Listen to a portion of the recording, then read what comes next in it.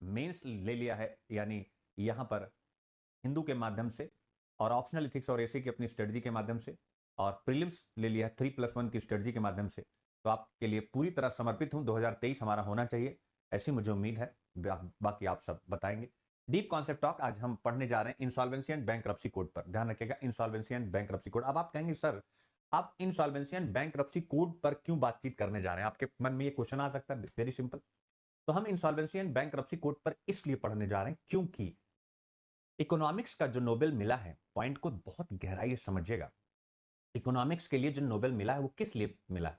यानी banking system के बारे में अर्थशास्त्रियों ने बातचीत की है और यह कहा है कि किसी भी राष्ट्र में, यानी बैंकिंग सेक्टर को असफल होने से क्यों बचाना चाहिए। यानी बैंकिंग सेक्टर किसी भी राष्ट्र की समृद्धि के लिए आधारभूत होते हैं। ऐसे में बैंकिंग सेक्टर को बचाना किसी राष्ट्र की पहली प्राथमिकता होनी चाहिए।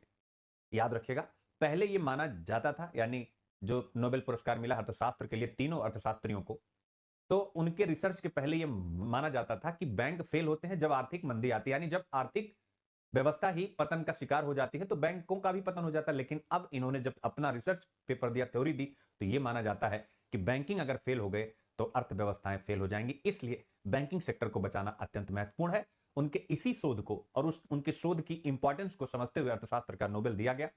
और मेरे प्यारे बच्चों, यह नोबेल आने से पहले ही भारत सरकार ने 2016 में बैंकों को विफलता से बचाने के लिए एक मास्टर स्ट्रोक कदम उठाया। मैंने मास्टर स्ट्रोक शब्द का इस्तेमाल किया।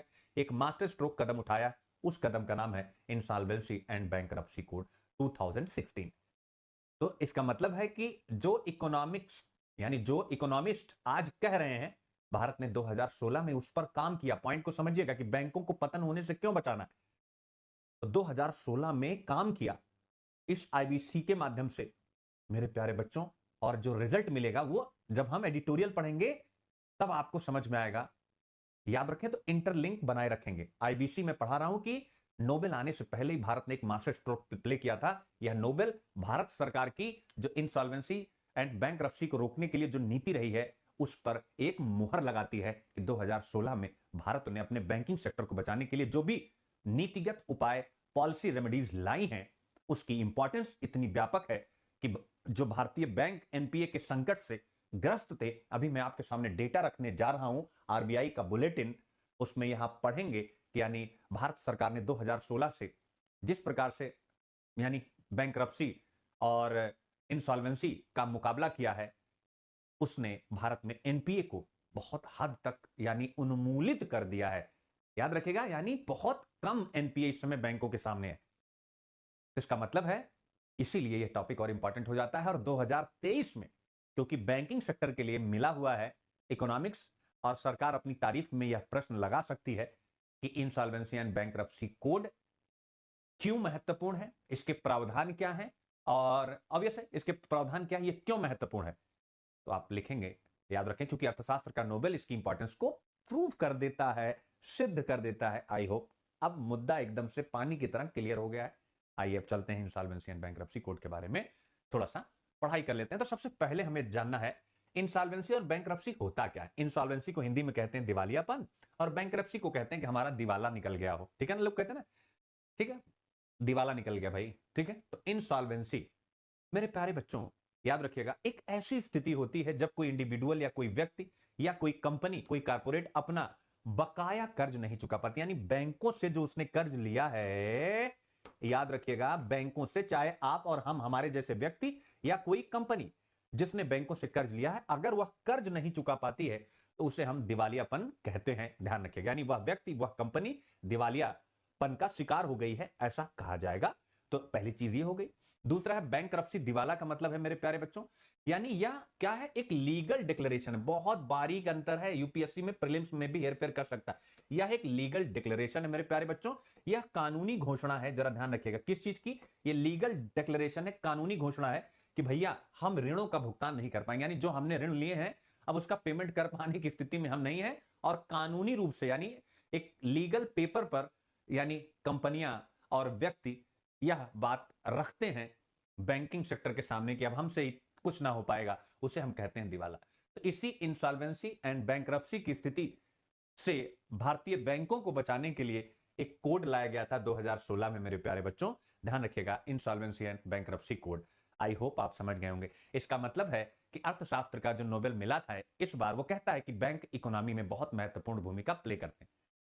तो ऐसे में बैंक इकोनॉमी में महत्वपूर्ण भूमिका प्ले करते हैं। 2016 में सरकार ने समझा, 2016 में इस चीज को बहुत गहराई के साथ समझा और बैंकिंग सेक्टर को बचाने के लिए इंसॉल्वेंसी एंड बैंकरप्सी कोड को इंट्रोड्यूस किया गया 2016 में।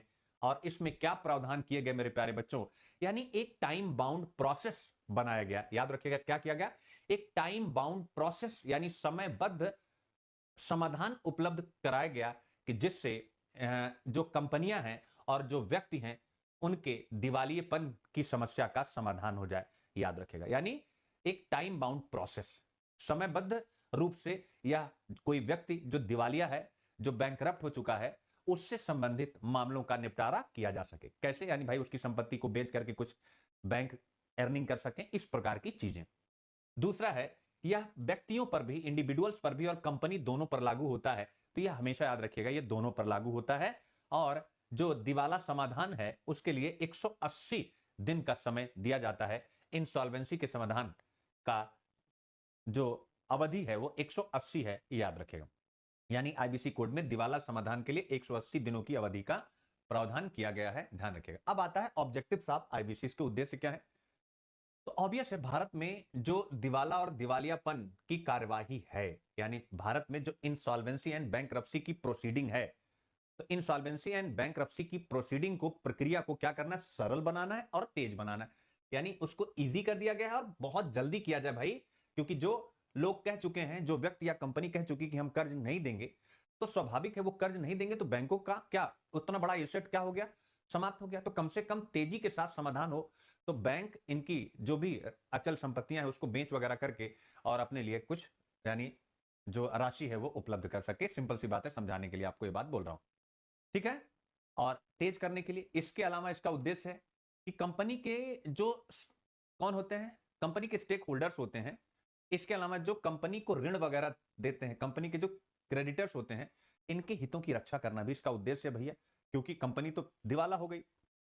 अब जो स्टेक लिए हुए हैं कंपनी के 1%, 2%, 5%, 8%, उनका क्या होगा, और जो लेनदार हैं उनका क्या होगा, क्रेडिटर्स, ठीक है ना। तो उनके इंटरेस्ट की रक्षा करने के लिए। और तीसरा बहुत अच्छा ऑब्जेक्टिव है, यानी कंपनी को एक समयबद्ध प्रक्रिया में रिवाइव भी कराना है। यानी कंपनी को रिवाइव कराने, यानी उसको पुनर्जीवित करने पर भी काम करना है। ऐसा नहीं है कि पुनर्जीवित करने पर भी काम करना है, याद रखेगा। इसके अलावा चौथा, एक भारतीय दिवाला एवं शोधन अक्षमता बोर्ड की स्थापना करना भी इसका उद्देश्य रहा है। Insolvency and bankruptcy board of India, याद रखिएगा।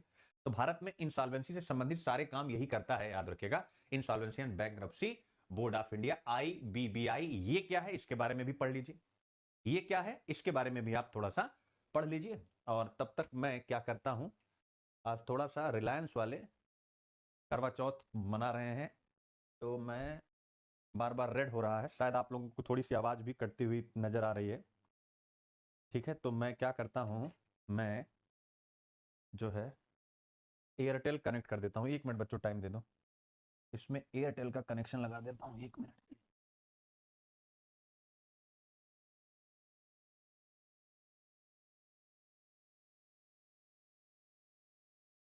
ठीक है,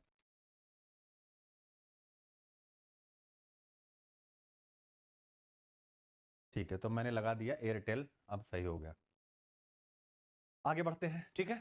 तो अब आता है भारतीय दिवाला और दिवालियापन बोर्ड।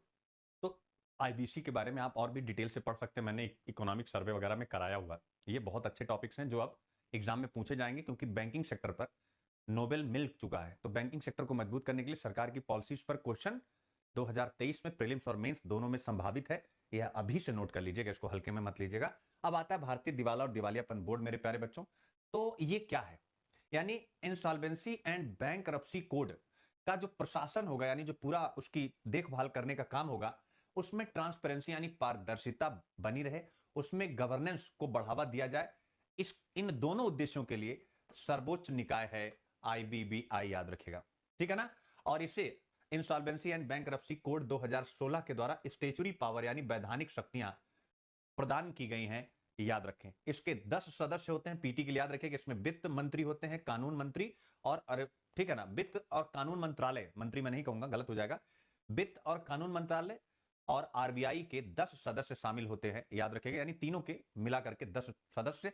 और यह यानी मामलों की देखभाल कैसे करता है, तो 2 ट्रिब्यूनल बने हुए हैं जो इंसॉल्वेंसी पर काम करते हैं, याद रखिएगा कौन सा, एनसीएलटी याद रखिएगा, और डेप्ट रिकवरी ट्रिब्यूनल, या इन्हीं दोनों ट्रिब्यूनल के माध्यम से, एनसीएलटी के माध्यम से यानी नेशनल कंपनी लॉ ट्रिब्यूनल के माध्यम से, और डेट यानी ऋण रिकवरी ट्रिब्यूनल, इन दोनों ट्रिब्यूनल के माध्यम से इंसॉल्वेंसी एंड बैंकरप्सी के मामलों को देखता है। तो ये हो गया यानी आज का क्या है, डीप कॉन्सेप्ट टॉक। और आपको पता है कि यह क्यों है, क्योंकि इकोनॉमिक्स के नोबेल से जुड़ा है, तो यूपीएससी में प्रश्न पूछा जा सकता है।